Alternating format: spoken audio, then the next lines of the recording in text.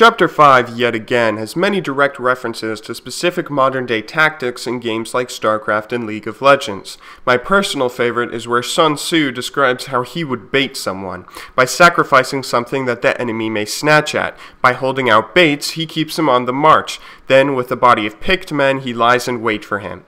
But of course, there's a lot more you can take away from this chapter. The first thing you should take away from this is actually something that Sun Tzu wrote for a different intent. He describes many instances in which just a small number of variables can lead to a great combination of things.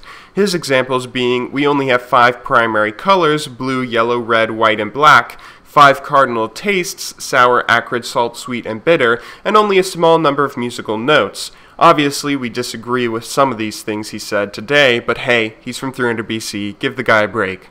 Even though we can count all of these things on our fingers, combining them in an artistic way can create an extremely large number of amazing and wondrous works of art. Now, Sun Tzu says this to iterate a point that despite only having direct and indirect ways of attacking someone, combining these two can lead to an immense number of strategies. And of course, this is a very good point that you should all listen to, but I'd like you to take away a little something extra from that. You know how some Dota 2 and StarCraft 2 players get defensive of their games? Now, of course, they're all good games in their own regard, and they all have an audience, but some fans of other competitive games try to downplay League by saying it's much more simple, and therefore easier to master and become good at. Yet, of course, we all know if any of them were to actually try to play League, it would take a fairly long amount of time for them to become as good at League as they are at their own game. The reason being, although League only has you controlling one champion with 4 basic abilities, on most champs, with 2 summoner spells, and although there may not be as many mechanics or controllable units or items or maps as in other games, League of Legends is still a very hard game to master, with plenty of elements to take into consideration. The same principle Sun Tzu iterates before applies here. The saying, easy to learn, hard to master, really does hold true, and it's a big part of why this game's become so popular. Now, of course, I'm not telling you this to give you ammunition to argue back at someone looking to pick a fight. The reason I'm telling you this is so you don't believe them. Underestimating the skill and work it takes to play League will set you back very far if you're truly working on becoming a better player.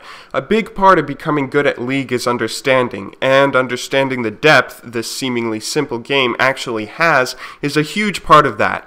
That's not even the biggest lesson in this chapter, though. The biggest lesson lies in the title itself, and comes to us later on line 21. The Clever Combatant looks to the effect of combined energy, and does not require too much from individuals. It probably comes as a bit of a surprise to hear me say that, to say that Sun Tzu is correct in this sense. So far in my 26 videos I've uploaded before this one, I've done not much else other than talk about your own individual skill. I go so far as to say pretend all your teammates are a figment of your imagination and only exist in that game because you're there yourself in one video. And while I don't disagree with what I said earlier and still stand by what I told you, in the end, League of Legends is a team game. If you can lead your team effectively by doing things like using this really neat life hack I teach you in my next video, then you'll always be able to beat a team of 4 disorganized solo queue players with 1 person trying to carry. If you try to carry instead of lead, you will always have a much harder time winning games. Carrying is very important for places like solo queue, but your score means nothing if you don't even bother trying to lead your team. Always look towards the combined energy of your team's champions and players rather than trying to win the game 1 versus 5. And before anyone says, "But I can't lead if my team sucks," good leading starts off with accepting inadequacies. Tu Mu, a leading Chinese poet of the late Tang dynasty, even adds, he first of all considers the power of his army in the bulk. Afterwards, he takes individual talent into account. He uses each man according to his capabilities. He does not demand perfection from the untalented. Don't yell at your team for being bad. I don't know how many times I have to say this. If you're playing solo queue, you're pretty much at the same elo they are. You're at the same rating they are. You're just as bad as they are. Maybe not in the same ways, maybe you are better mechanically, or you're smarter in how you build, or you understand team comps and counterpicking better, or something along those lines. But a good leader won't go around talking about how his army sucks, and he's the only smart person on the battlefield, and how the enemy army is trash, and he's getting cheated out of his victory because he was born into the wrong country, and stuck with the bad army, and doesn't deserve his fate, and now it's so unfair, and he's cheated out of his fame and fortune. Yeah, I think you get the point. Utilize combined energy, be the leader your team needs, and make sure you aren't only focused on carrying.